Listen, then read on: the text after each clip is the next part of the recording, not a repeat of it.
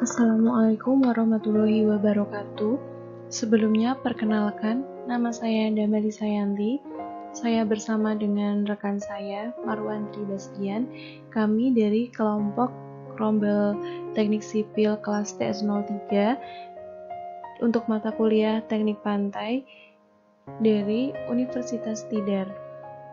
Di video kali ini, kita akan menjelaskan tentang difraksi gelombang.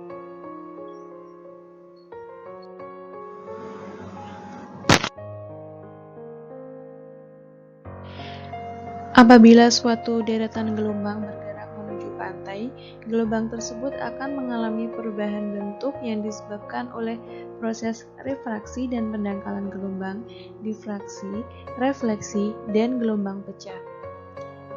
Di video kali ini kami hanya akan membahas tentang difraksi gelombang. Kita mulai dari pengertiannya. Apa itu difraksi gelombang? Difraksi gelombang adalah proses pemindahan energi gelombang ke arah yang dilindungi oleh pulau, bukit atau karang yang menjorok ke laut atau bangunan pantai. Pulau, bukit atau karang yang menjorok ke laut atau bangunan pantai ini biasa disebut dengan rintangan atau penghalang. Nah, proses pemindahan energi atau gelombang ke arah yang dilindungi tersebut dapat menyebabkan timbulnya gelombang di daerah yang dilindungi tersebut.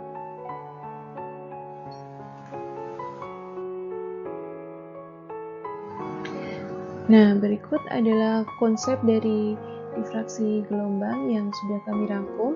Pengertian dari difraksi tersebut adalah penyebaran atau pembelokan arah gelombang ketika melewati suatu rintangan atau penghalang. Seperti tadi pulau dan bangunan pantai lainnya. Nah, apabila gelombang datang terhalang oleh suatu rintangan, maka gelombang akan membelok di sekitar ujung rintangan, masuk di daerah terlindung di belakangnya. Apabila tidak ada difraksi, daerah belakang rintangan tetap tenang. Masuk ke gelombang laut dalam ekivalen. Analisis transformasi gelombang sering dilakukan dengan konsep gelombang laut dalam ekivalen. Pemakaian gelombang ini bertujuan untuk menetapkan tinggi gelombang yang mengalami refraksi, difraksi, dan transformasi lainnya sehingga estimasi menjadi lebih mudah.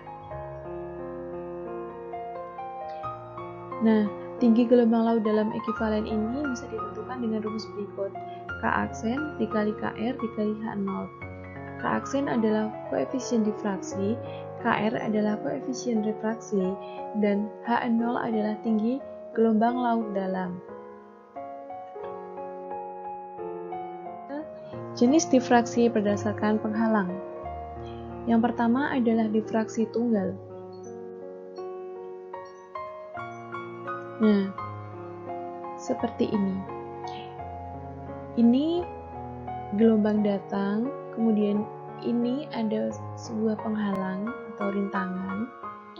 Nah, karena gelombang datang ini melewati sebuah penghalang atau rintangan, maka terjadi pembelokan. Nah, ini terjadi pembelokan gelombang. Ini belok. Untuk lebih jelasnya dapat dilihat seperti ilustrasi berikut ini. Ini gelombang datang, kemudian ini ada sebuah penghalang. Nah, ini terjadi pembelokan gelombang yang membentuk sebuah busur. Yang kedua adalah difraksi ganda dengan celah. Ini terdapat dua buah penghalang, kemudian ini di tengahnya ada celah. Ini gelombang datang karena terdapat sebuah penghalang, maka terjadi pembelokan gelombang yang membentuk sebuah busur. Untuk difraksi ganda dengan celah, contohnya dapat dilihat sebagai berikut. Ini adalah penghalangnya, ada dua penghalang, kemudian ini gelombang datang dan membentuk sebuah busur.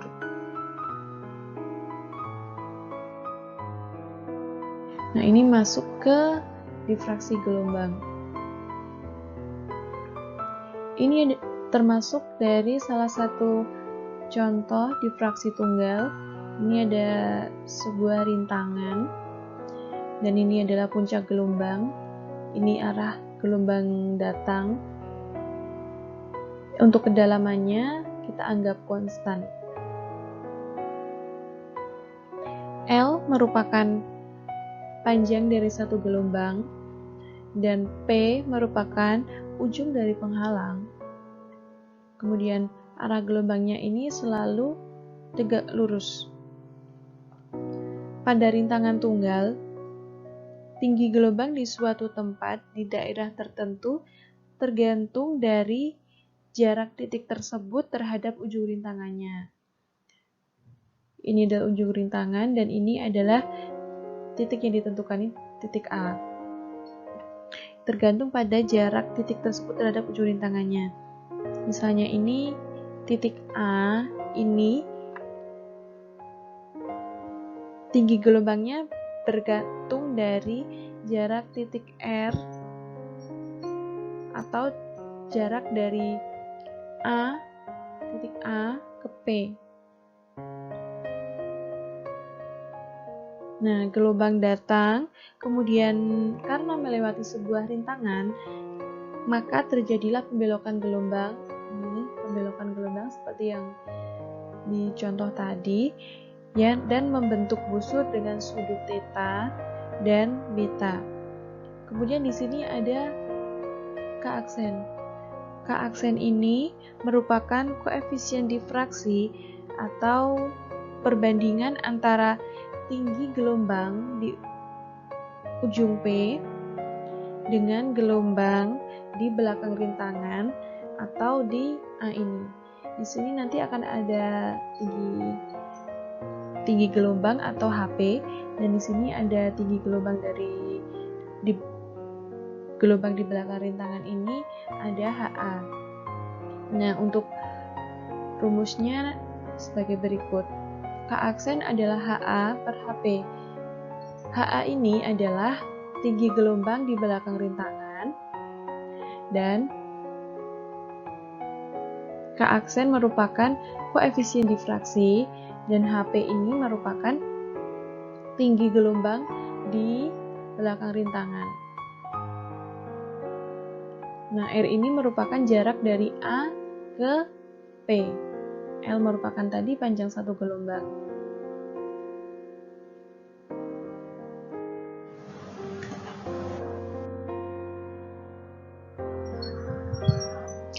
Untuk selanjutnya kita masuk ke contoh soal.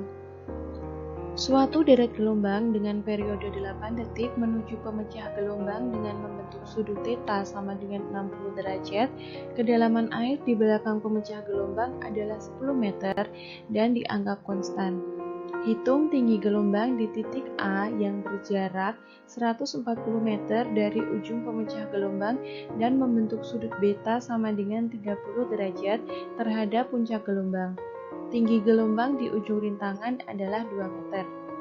Di sini diketahui T sama dengan 8 detik, theta sama dengan 60 derajat, D sama dengan 10 meter, R sama dengan 140 meter, beta sama dengan 30 derajat, dan HP sama dengan 2 meter. Pertanyaannya, berapa tinggi gelombang di titik A atau HA? Untuk penyelesaiannya, kita mulai dengan mencari panjang gelombang datang atau L0. L0 ini diperoleh dengan rumus 1,56 T kuadrat.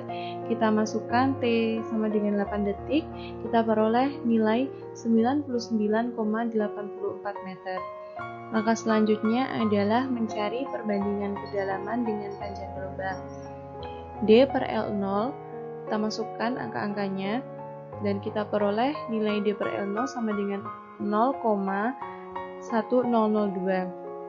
Kemudian kita cek nilai ini di tabel fungsi D per L untuk pertambahan nilai D per L0.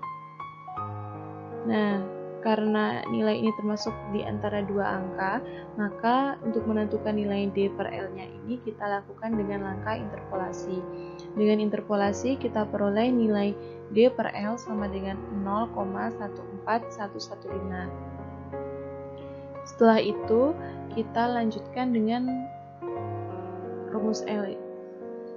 Kita peroleh nilai L sama dengan 70,84.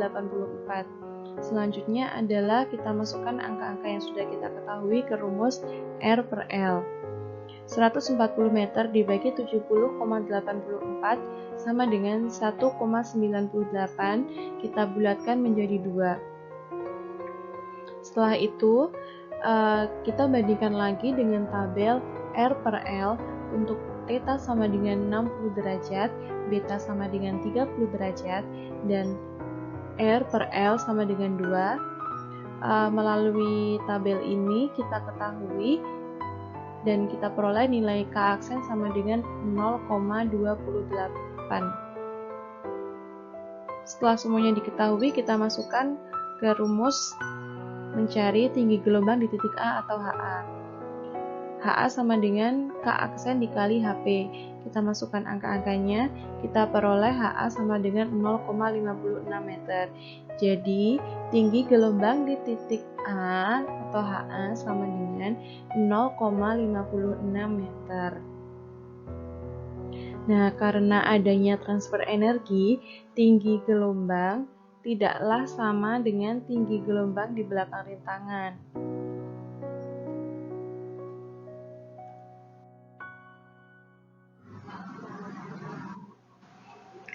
Ini merupakan tabel yang kita gunakan tadi, tabel fungsi D per L untuk pertambahan nilai D per L0. Karena tadi D per L0 kita peroleh nilai 0,1002 yang merupakan nilai di antara dua angka ini. Untuk mencari D per L-nya, kita gunakan interpolasi dan kita peroleh nilai D per L sama dengan 0,14115. Nah, ini ada di antara angka ini.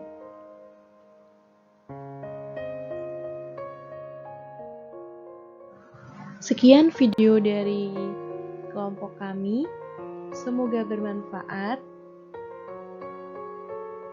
Wassalamualaikum warahmatullahi wabarakatuh.